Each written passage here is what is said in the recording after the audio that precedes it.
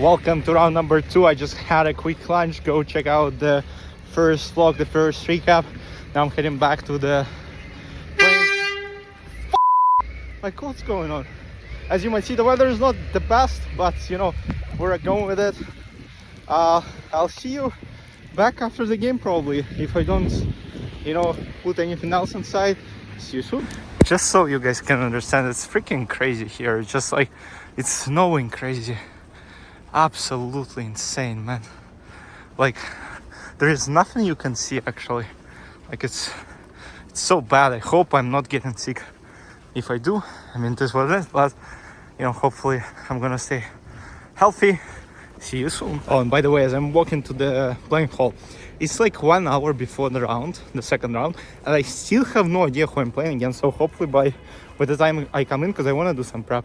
Like, I'm not going to play some easy guy. I'm going to play probably some 2300, probably maybe 2280. But it's going to be a difficult opponent, so I just hope I'll get a little preparation before second round starts. So I think that's it for now. See you in the recap. Guys, round 2 is finished. I got demolished. For those of you who've been following this live, my apologies.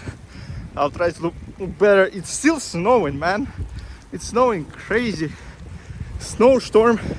As you might see, I'm full in snow. I'm heading home right now. Recap is coming in a few seconds. See you in the recap. In round number 2, I was facing against one of the strongest Canadian GMs, the youngest born Canadian GM, Preotu, Razvan.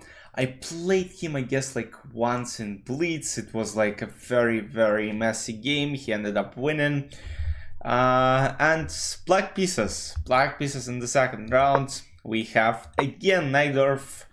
First game with white pieces Najdorf, and now I'm playing Najdorf myself with black pieces. D4 takes, knight f6, knight c3, a6, bishop g5, going for the sharpest line in Najdorf, e6, queen e2, and that's where my opening prep unfortunately ended. And this is where I mentioned it in the last video, in the previous video of the round number 1, that you gotta repeat your lines before the tournament.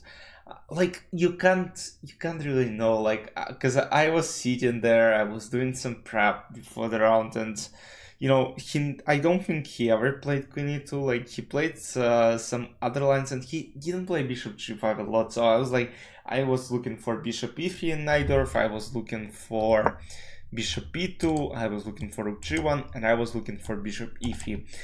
I didn't really, you know, prepare for bishop g5, but alright, I mean, you still gotta be prepared, always prepared.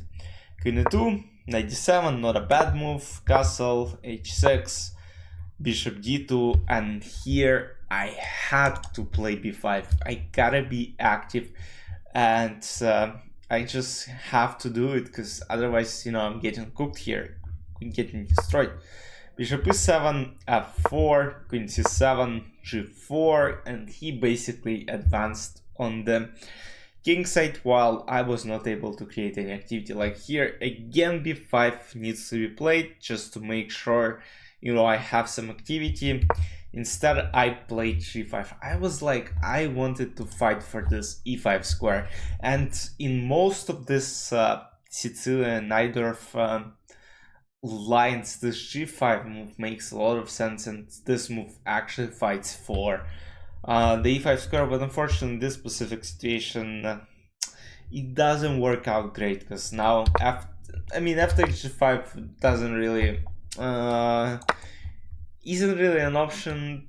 I mean, computer still thinks it's alright. H takes g5, h4, and you know, it's getting crazy here. He played h4 immediately, and after g takes f4, which is the only move I saw during the game, bishop h3 is coming. And yeah, I mean, now there is unfortunately a huge threat of g5. And if I play knight h7, which I kind of wanted, bishop f4, knight d5, I was trying to get my knight to g6, there is knight f5, and you know, it's getting absolutely insane. And this knight f5, by the way, this happened later in the game in another reduction in kind of the same situation. Bishop h3, I go knight e5, g5, knight h7, bishop f4, and now I realized that I can't even take this pawn. I was like, my idea was h6, g5, I play knight g6, and apparently computer likes bishop g5 even more, and surprisingly I'm no longer a lot worse.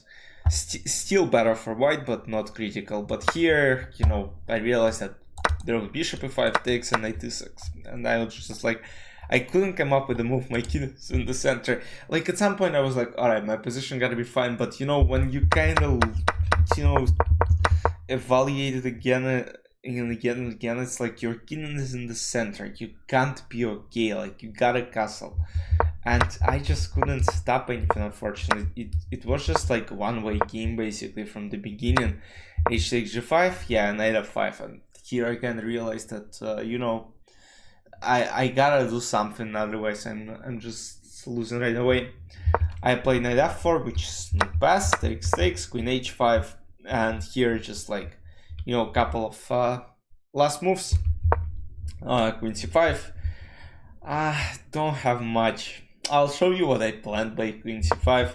So I had bishop f8, which hold it a little bit more, but still, you know, it's a very hard position to play. Like computer evaluates it. I'll show you here. Let me show you. Plus 1.82.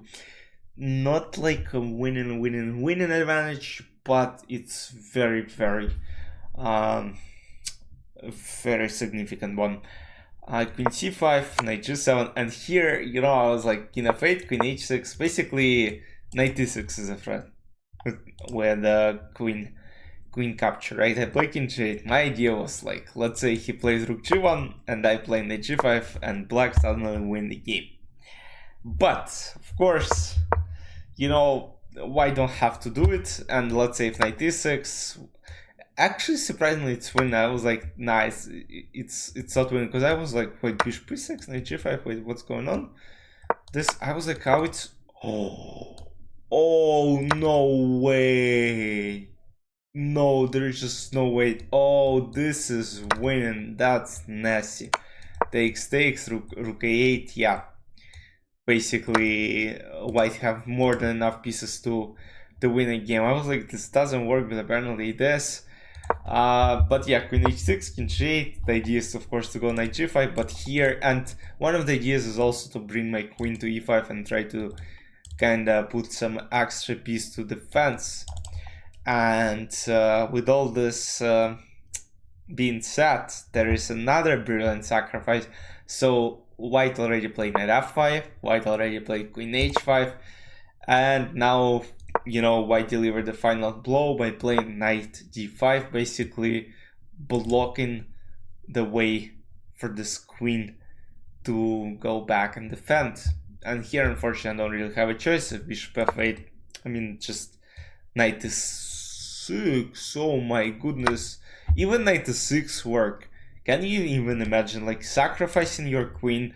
But the point is nasty checkmate. Apparently, what wins a lot easier after bishop f8 is just simple rook h g1, and it's still a complete collapse because knight goes anywhere next move, and it's checkmate in a couple of next moves. But yeah, knight d5, I took it, and after knight h5, I admitted my loss. So yeah, I know, a tough one. I already, you know, I came home, I analyzed the lines, what I should do instead, and you know, there is no excuse.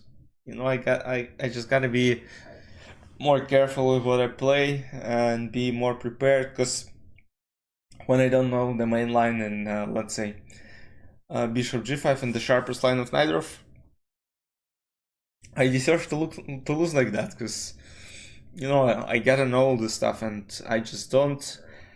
But alright, 2 rounds done. Tomorrow you'll see round number 3. I already know the pairing, so It's another very complicated game. I'm playing with white pieces, so hope you enjoyed. I'll see you in round number 3 tomorrow. Bye bye.